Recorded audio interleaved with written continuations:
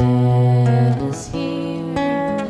It's time to go down to the end of the bend to find your friends. There's 4 feet and feet for ears. Who cares if they're staring at you? They're not staring at you instead of them. Baby blue tambourines, Bobby too knew these things. Baby blue, Bobby too knew, and his tambourine.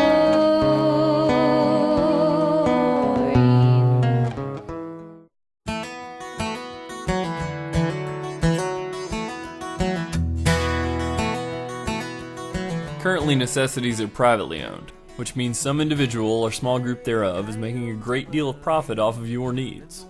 This is all well and good. That's the free market, as long as competition does what it's supposed to. Imagine, however, that you have a lemonade stand, and someone up the road opens one too, but starts selling theirs for 5 cents cheaper than you. So you reduce your price. They reduce theirs again. You reduce yours again, and pretty soon, neither of you are making much money. So you have a little meeting. You agree that prices will remain at 25 cents per cup, far above what it should be with competition, creating an artificial barrier. This way, you can both maximize your profits. Great for you, sucks for everybody else. Now, what happens if every lemonade stand in the country decides to go by the very same rule? What then sets lemonade prices? Supply and demand? No. The lemonade sellers themselves would set the price, depending on how much you were willing to pay for it, far above what it should be with competition. Even if lemon prices went down, pass those savings on to you? Ha ha ha ha. No, we'll just double our profits. This isn't such a big deal when it's lemonade, but imagine it a necessity. Food, utilities, gasoline. Look around, dear friends, because that's exactly what's going on. It is totally evident in the food market, where suppliers have dropped their prices, so there is plenty of room for competition. Yet by some miracle of the free market, prices remain high for the consumer. The free market system fails when there are such shared monopolies in operation.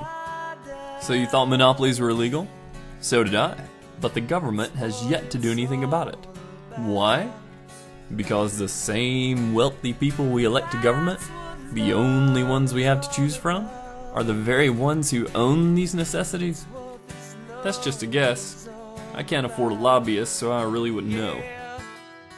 Food, oil, power, pharmaceuticals, and basic living needs. These are the 5 major fingers of the hand in your pocket. We'll put taxes aside for a moment. They're more like the hole in your pocket. So all of the necessity owners take their share. What's left over after they're finished is what we call disposable income. Do you see that by controlling these prices, they control how much money you're free to spend? How free you are? By raising this bar, they make a higher quality of living all the harder to reach. The fact that this has been allowed to go on tells me there is something rotten in Washington. A wealthy faction of aristocrats has taken over the show, and as long as this structure remains, we will continue to be enslaved by those who control the necessities.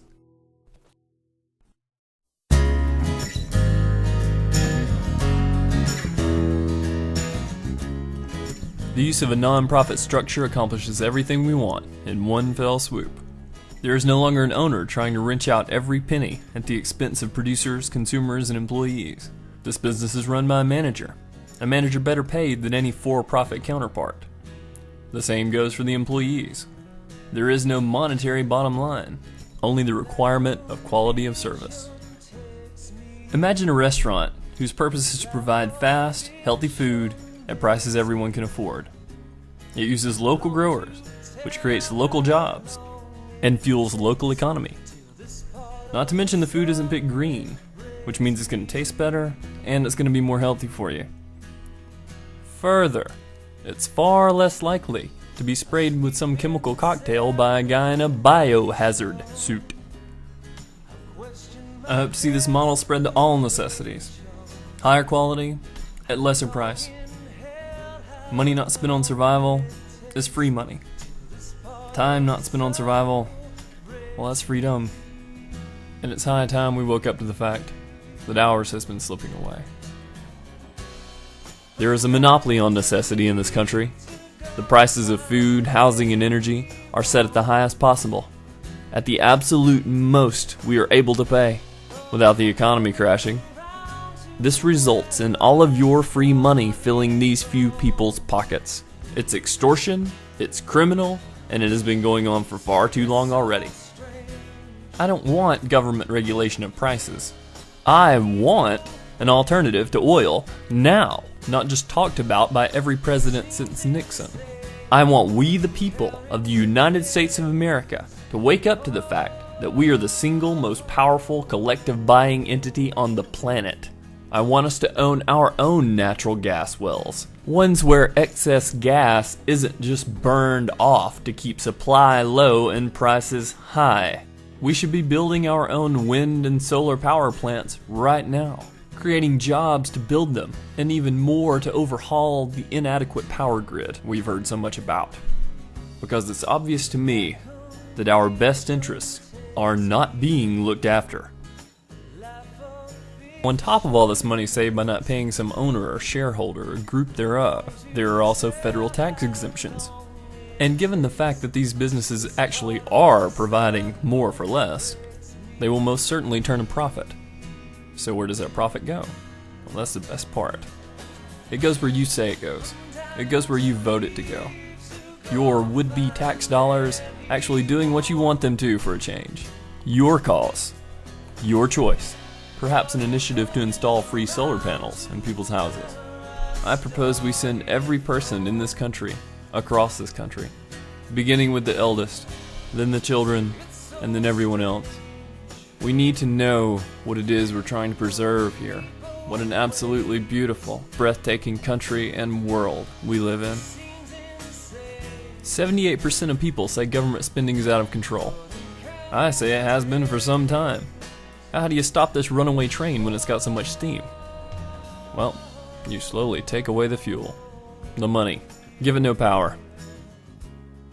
I hope that I have clearly passed this vision on to you. A vision of how things can be. An economy not ruled and sucked dry by oil profiteers. A vision of freedom and integrity, of self-determination, of compassion for humanity, and consideration for the planet that sustains us.